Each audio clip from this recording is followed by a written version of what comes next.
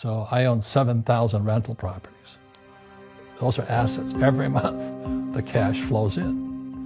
The banks gave me $300 million tax-free to buy real estate that the idiots had lost. And right now, as you know, for the middle class of the world, we're in a crash.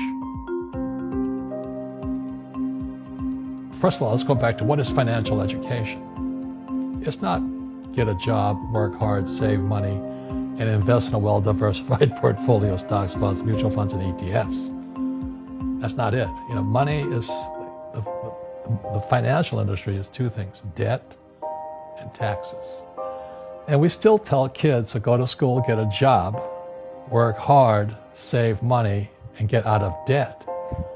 Now, who tells them to do that? That's the most ridiculous thing there is. The book starts and it says, lie number 1, saving money will make you rich. Yeah, it never will. You know that. We're all taught that as kids. Yeah, because they can print it. Why would you save it and why would you work for it if they can print it faster than you can work for it? And number 2 is they keep dropping the interest rates on it. Japan still has zero interest rate policy. And I'm Japanese, I'm 4th generation. They're not too bright. Right. Why do you keep saving when they're printing it? When I'm in Japan, that's what I mean by fear. They're so afraid because the Japanese, they're a good culture, but they do as they're told. Right. It's very conformist. Very conformist, very conformist. So they just do as they're told, and then they just save money. They're afraid they might make a mistake. They're good little students in school. Go to school, get a job, don't make mistakes. Right, and that's what school conditions people to do, Correct. is to not get mistakes. Correct. Get an A on the test, show up and do your homework. But to be a great entrepreneur and investor and a great rich person, you have to engineer mistakes into your life. And the military education is different than academic education. We're taught to make mistakes. So every day I'd fly and we had to kill the engine on our aircraft and crash. So what happens to the average person in a financial crash, they don't know what to do. And right now, as you know, for the middle class of the world, we're in a crash. The purchasing power of the yen, the euro, the rupiah, all going down. And people are working harder and harder and harder, and the central banks of the world are printing more money. And most poor people confuse assets for liabilities. They think their home is an asset, it's actually a liability. Right. And again, that's why I was yelling at the accounting teacher. I said, an asset is a noun, like a house. Cash flow is a verb. So to understand if it's an asset or liability, it takes a noun plus verb.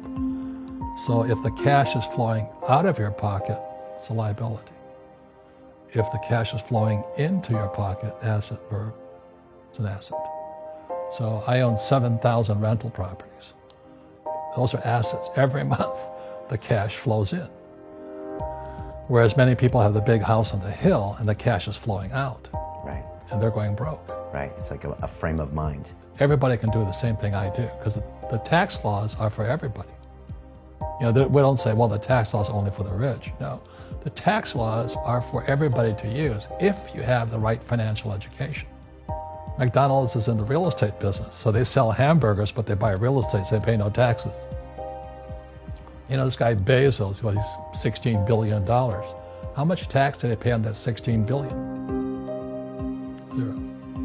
And that's all legal. Anyone can do it. Everybody can do it. But most people lack the education. And so you always say, this is the law. The law is true for every citizen. You can do it, but most people just don't do it. Sometimes, like you said, they don't have the education. But you need to have a plan if you're going to go do risky things. Well, it's not risky. To me, what's risky is having a job and paying taxes and saving money because they're printing it.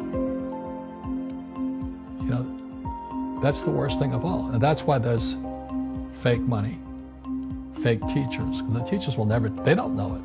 Right. And fake assets, because Wall Street or the City of London or Lehman Brothers or Goldman and all, they're not going to tell you this. After the crash of 2008, the banks gave me $300 million tax-free to buy real estate that the idiots had lost. I hate this, and they were idiots because the prices were so high, Why would you buy it at the top of a market? Don't you know that's going to crash? They, oh, no. This is, that was the subprime, was the derivatives market, the MBSs and all that stuff, had driven the price of real estate so high, and the rest of us were just waiting. And then when the whole thing came crashing down, all this real estate was now available, and they needed, the Fed and those guys in the Treasury needed guys like us to go in there. So Wall Street gave us hundreds of millions of dollars to mop up all that real estate these guys had lost. Now, it's fair because everybody could do it. So, when I asked the average guy, I said, why don't you use debt? They can't even get a loan because their scores, their FICO scores, I don't even have them here, are so bad. Right. So that's what's going on in the world today. It's fake money, fake teachers, fake assets. The school teachers will never tell you that because they don't know it. My poor dad never knew that. And they think the rich are crooks. The rich just play by different laws. The rules are the same, but you have to do what the government wants you to do.